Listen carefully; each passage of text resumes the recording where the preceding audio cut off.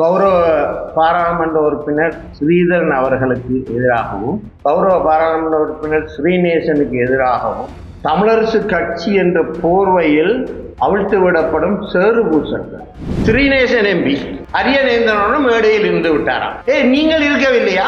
நீங்கள் போய் மஹிந்த ராஜபக்சவுக்காக மேடையில் ஏறி குந்தாதவர்களா? மட்டக்களப்பில் இருக்கும் அரசியல் தலைவர்கள் அவர்தான் தமிழரசு கட்சியின் தீர்மானங்களை எடுத்து வாட்ஸ்அப்பில் போடுவாராம். அதை பார்த்துட்டு எல்லாரும் அதன்படி நடக்க வேணுமாம். என்ன ஐயா உங்களோட இந்த அமைப்பு? உங்களுக்கு தேவை முல்லைத்தீவில் ஒரு படிக்காதவன், ஒரு முட்டாள் அங்க அரசியலில் இருக்க வேண்டும். அவனை வைத்துக்கொண்டு நாங்கள் முல்லைத்தீவில் இருப்பவர்களை மாடி மேய்க்கவும். இதுதான் அவங்களது அரசியல். கௌரவ பாராளுமன்ற உறுப்பினர் ஸ்ரீதரன் அவர்களுக்கு எதிராகவும் கௌரவ பாராளுமன்ற உறுப்பினர் ஸ்ரீநேசனுக்கு எதிராகவும் தமிழரசு கட்சி என்ற போர்வையில் அவிழ்த்து விடப்படும் சேறு பூசல்கள். இதுதான் நாங்கள் எடுக்க வேண்டிய முக்கியமான விடயம். கௌரவ சிவஞானம் ஸ்ரீதரன் அவர்கள், ஸ்ரீநேசன் இருவரும் யாழ் மாவட்டத்திலும் மட்டக்களப்பு மாவட்டத்திலும் அதிகூடிய வாக்குகளை பெற்று நேரடியாக பாராளுமன்ற உறுப்பினர்களாக இருப்பவர்கள். இன்று அவர்களுக்கு எதிராக தமிழரசு கட்சி என்ற போர்வையிலே ஒரு சேறுபூசல்கள், ஊடக சேறுபூசல்கள் செய்கிறார்கள் என்றால் இவர்கள் தமிழரசு கட்சியில் விசுவாசம் உள்ளவர்களா? இதுதான் கேள்வி. இன்று திருட்டுத்தனமாக, அரசியல் அலங்கோலத்தனமாக, துரோகத்தனங்களால தமிழரசு கட்சியை பதவிகளை, தற்காலிக பதவிகளை வைத்துக் கொண்டிருப்பவர்கள் முன்னெடுக்கும் நடவடிக்கை.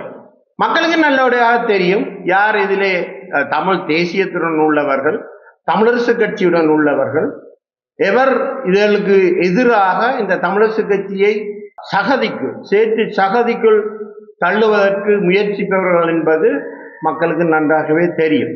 ஈழ விடுதலை போராட்டம் இறுதி கட்டங்களில் 2008 மாவீரர் தின உரையில் தேசிய தலைவரால் தெளிவாக சொல்லப்பட்டது. அதாவது ஒரு சமயம் அவர் அதை சொல்லாவிட்டாலும் சூசகமாக தெரிவித்திருந்தார். இந்த ஈழ விடுதலை போராட்டம், ஆயுத போராட்டம் மௌனிக்கப்பட்டால் கூட தளத்தில் உள்ள ஈழத்தமிழர்களின் கைகளிலும் பொறுப்புகளிலும், பின்தளத்தில் உள்ள சர்வதேச அரங்குகளில் உள்ள புலம்பெயர் தமிழர்களின் கைகளிலும் தான் இந்த அரசியல் போராட்டத்தை முன்னெடுக்க வேண்டும் என்பதை இந்த 2008 அறிக்கையில் சுட்டிக்காட்டப்பட்டிருந்தது. இன்று அந்த பொறுப்பை எடுக்க வேண்டிய தமிழரசு கட்சியை திருட்டுத்தனமாக சூழ்ச்சிகள் மூலம் அரசியல் சகதிக்கு தள்ளிவிடப்பட்டிருக்கின்றது என்பது கவலைக்குரிய விடயம். அதுவரை இவர்கள் எடுக்கும் உறுப்பினர் நீக்க அரசியல் உடனடியாக முடிவுக்கு கொண்டு வரப்படும். இதுதான் என்னுடைய கோரிக்கை. இவர்கள் தமிழரசு கட்சியில் நேர்மையான முறையில் நியமிக்கப்பட்டவர்கள் அல்ல. ஒரு மத்திய குழு என்ற போர்வையில் தமிழரசு கட்சியை தவறாக வழிநடத்தி, தமிழரசு கட்சியை ஒரு சகதிக்குள் தள்ளி அழித்தொழிக்கும் செயல்பாட்டை தான் இவர்கள் செய்கிறார்கள். இப்ப எங்களுக்கு உள்ளது பொது எதிரி இலங்கை சிங்கள தேச அரசுகளை பொறுப்பெடுப்பவர்கள், அதுவும் நமது தமிழர் இருப்புக்கு எதிராக செயல்படும் சிங்கள அரசுகள் தான் நமக்கான எதிரிகள். இப்ப இன்று என்பிபி வெற்றி பெற்றிருக்கின்றது என்றால் அதுக்கு காரணம் இவர்களை போன்றவர்கள் தான். இன்றும் தொடருகிறார்கள், இன்றும் அதே செயல்பாட்டை தொடருகிறார்கள். இவர்கள் மக்களால் நிராகரிக்கப்பட்டவர்கள். இந்த தற்காலிக தலைவர்கள், தற்காலிக இலங்கை தமிழரசு கட்சியின் பதில் தலைவர், பதில் செயலாளர், ராஜினாமா செய்த பதில் செயலாளர் ஆகியோர் அனைவரும் மக்களால் நிராகரிக்கப்பட்டவர்கள், கட்சியால் நிராகரிக்கப்பட்டவர்கள். அன்று நடந்த பொதுக்குழு கூட்டத்தில் கூட இவர்கள் நிராகரிக்கப்பட்டவர்கள், கட்சியால் மக்களால் நிராகரிக்கப்பட்டவர்கள். இன்று திருட்டுத்தனமாக பதவிகளை வைத்துக் கொண்டு விசாரணைகள் என்ற போர்வையில் இதை எடுக்கக்கூடாது. இது சிங்கள தேசத்தின் ரகசிய நிகழ்ச்சி நிரலை இங்கு நடைமுறைப்படுத்தும் ஒரு கூட்டமாகத்தான் நான் பார்க்கிறேன். நமக்கு பொது எதிரி சிங்கள தேச அரசுகள் தான்.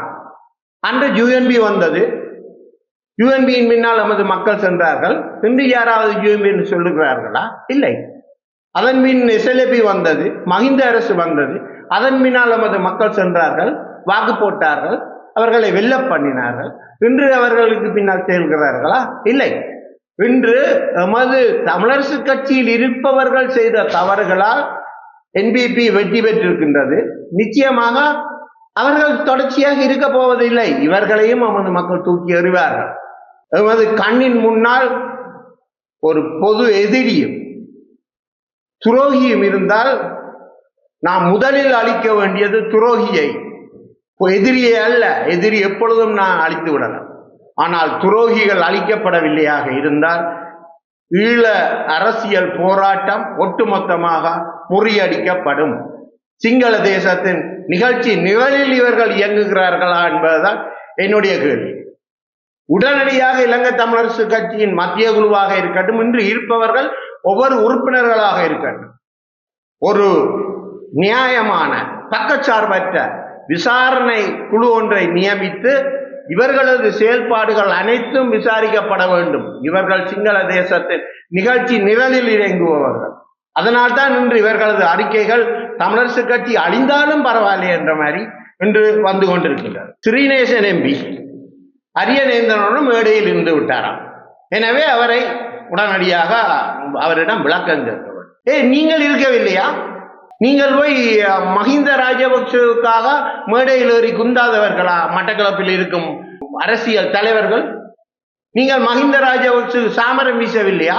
நமது மக்கள் வன்னியில் அழித்தொழிக்கப்பட்ட பொழுது பாச்சோர் உண்டு கண்டு கடித்தவர்கள் தான் நீங்கள் என்பதை எங்களுக்கு தெரியும், மக்களுக்கும் தெரியும். ஆனால் தமிழரசு கட்சி விட்ட தவறால் இன்று நீங்கள் முன்னே வந்து எந்த தலைவர் உங்களை உள்ளே கொண்டு வந்தாரோ அதே தலைவரை நீர் எப்படி தலைவராயிருப்ப என்று கேட்டவர்கள் தான் இன்று மட்டக்களப்பில் உள்ள அவர்கள். எனவே இதுகள்லாம் உண்மையான விஷயம்.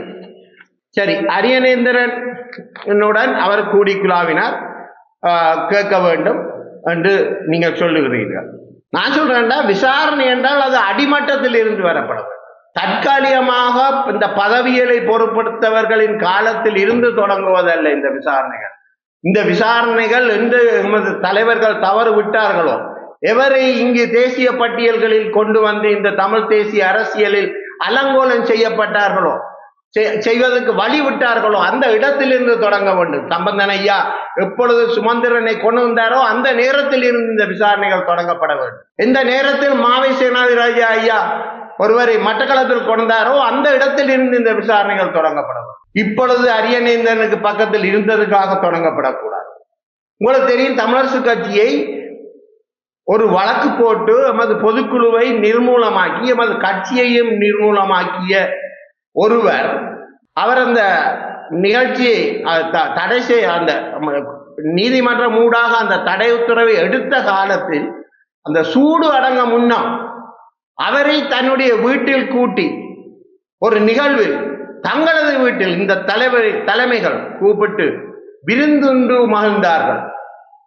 எனவே ஸ்ரீநேசன் அரியநேந்திரனுக்கு செய்தது தவறாக இருந்தால் நமது கட்சியை நிர்மூலமாக்கியவன் வழக்கு போட்டவனை கூப்பிட்டு வச்சு விருந்துண்ட நீங்கள் எந்த இடத்தில் இருக்கிறீர்கள் என்பதை நீங்களே யோசித்துக் கொள்ள வேண்டும். நான் யார் என்று சொல்லவில்லை, காலம் வந்தால் சொல்லுவேன். இல்லை, நாங்கள் அப்படி செய்யவில்லை என்றால் இந்த பதில் தலைவர், செயலாளர், இந்த ராஜினாமா செயலாளர்கள் அனைவரும் நாங்கள் இதில் ஈடுபடவில்லை, நாங்கள் கூப்பிடவில்லை, உணவருந்தவில்லை, அந்த தமிழின துரோகியுடன் உணவருந்தவில்லை என்பதை பகிரங்கமாக சொல்லட்டும் பார்ப்போம். எனவே நீங்கள் உங்களது தேவைகளுக்காக இன்று ஸ்ரீதரனை உருக்குலைத்து விட்டால் யாழ்ப்பாணத்தில் ஒரே ஒரு சீட் கிடைக்கும், அதை நான் கைப்பற்றிக் கொள்ளலாம் என்றும், மட்டக்களப்பில் ஸ்ரீநேசனை உருக்குலைத்து விட்டால் தான் இனிமேல் எனக்கு வெற்றி என்றும் நினைப்பவர்களின் பின்னால் தமிழரசு கட்சி செல்லக்கூடாது, செல்லவும் விடமாட்டோம். உங்களுக்கு தெரியுமா, அண்மையில் முல்லைத்தீவில் தமிழரசு கட்சி கரதுரப்பற்றில தமிழரசு கட்சிக்கு நடந்த நிகழ்வு உங்களுக்கு தெரியும். உண்மையான தலைவர்களாக இவர்கள் இருந்திருந்தால் அன்று அனைத்து உறுப்பினர்களையும் கூப்பிட்டு அந்த நிகழ்ச்சிக்கு, அதாவது வாக்களிப்புக்கு முன்னர், சரி நீக்கியது ஓகே, அது நீக்கியது உங்களுக்கு சரியாக இருந்தால் அது நீக்கியது சரியாக இருக்கட்டும், ஆனால் அவர்கள் அனைவரையும் கூப்பிட்டு நாங்கள் இப்படி ஒரு தீர்மானம் எடுத்திருக்கின்றோம், இந்த இடத்தில் இந்த மாதிரி தான் நாங்கள் செயல்பட போகிறோம், எனவே நீங்கள் வாக்களிக்க வேண்டிய இன்ன ஆக்களுக்கு தான் என்பதை நீங்கள் தெளிவாக குறிப்பிட்டு சொல்லப்பட்டிருக்க வேண்டும். அவர்களின் கருத்தறியப்பட்டிருக்க வேண்டும். கரதுரப்பற்று தமிழரசு கட்சியின் உறுப்பினர்கள் அனைவரிடமும் கருத்தறியப்பட்டிருக்க வேண்டும். உங்களுடன் சேர்ந்து நிற்கும் சங்கு கட்சியை சேர்ந்தவர்களை கருத்தறியப்பட்டிருக்க வேண்டும். இந்த கருத்துக்களின் அடிப்படையில் ஒரு பொது முடிவு எட்டப்பட்டிருக்க வேண்டும். அந்த பொது முடிவின் அடிப்படையில் அன்று அது கலந்து கொண்டிருக்க வேண்டும். அதை விடுத்து தமிழரசு கட்சியால் தயார் செய்யப்பட்ட பட்ஜெட், அதாவது இந்த பட்ஜெட்டை தமிழரசு கட்சியாலேயே தயார் செய்யப்பட்ட ஒரு பட்ஜெட், அத தமிழரசு கட்சியிலேயே தயார் செய்தவன் தோற்கடிப்பானா? தோற்கடிக்க சொல்லுவது நியாயமா? என்பிபி அரசு அந்த பாதுகாட்டை மாற்றி அமைத்திருந்தால் நிச்சயமாக நாங்கள் சொல்லலாம், அவர்கள் மாற்றி அமைத்தபடியால் நாங்கள் எதிர்க்க வேண்டும். தமிழரசு கட்சியை தயார் செய்ததை தமிழரசு கட்சி எப்படி எதிர்க்க சொல்ல முடியும்? அதுவும் அந்த அந்த தகவல் கொடுக்கப்பட்டதாம் ஒரு வாட்ஸ்அப் ஊடாக. ஆரந்த வாட்ஸ்அப் நடத்துவார்டா பின்னேரம் வாங்கினா கஞ்சாக்கு கீழே படுத்து கிடக்கு. அவர்தான் தமிழரசு கட்சியின் தீர்மானங்களை எடுத்து வாட்ஸ்அப்ல போடுவாராம். அதை பார்த்துட்டு எல்லாரும் அதன்படி நடக்க வேணுமாம். என்ன ஐயா உங்களோட இந்த அமைப்பு? என்ன உங்களோட அமைப்பு? ஒரு முல்லைத்தீவில இருந்த ஒரு கரதுரப்பற்றை உங்கள் கையுக்குள் வைத்திருக்க முடியாத நீங்கள் எப்படி எமது ஈழ தேச விடுதலையை விரும்பி நிற்கும் இந்த தமிழ் மக்களை வழிநடத்த முடியும்? உங்களுக்கு தேவை முல்லைத்தீவில் ஒரு படிக்காதவன், ஒரு முட்டாள் அங்க அரசியலில் இருக்க வேண்டும். அவனை வைத்துக்கொண்டு நாங்கள் முல்லைத்தீவில் இருப்பவர்களை மாடி மேய்க்க வேண்டும். இதுதான் அவங்களது அரசியல். நிச்சயமாக இதற்கு விட்டு கொடுக்க போவதில்லை. இன்னும் வருங்காலத்திலும் நீங்கள் விடும் ஒவ்வொரு தவறுகளும் மக்களுக்கு சுட்டி காட்டப்படும். எங்களுக்கு என்பிபி, நீங்கள் செய்யும் ஒவ்வொரு தவறுகளும் தான் என்பிபியை வெல்ல வைக்கின்றது என்பதை நீங்கள் மனதில் வச்சிருக்க வேண்டும். எனவே நீங்கள் உடனடியாக ஜனநாயக ரீதியில் இந்த தமிழரசு கட்சியை மறுசீரமைப்பதற்கு இந்த மத்திய குழுவில் இருக்கும் அனைவரும் முன்வர வேண்டும். இப்படியான தற்காலிக பதவி நீக்க, இடைநிறுத்தல், கடிதம் எழுதுதல் அனைத்து நிகழ்ச்சிகளும் உடனடியாக இடைநிறுத்தப்பட்டு ஒரு தமிழரசு கட்சியை மக்கள் விரும்பிய ஒரு அமைப்பாக கொண்டு நடத்த வேண்டும். இதுதான் என்னுடைய கோரிக்கை.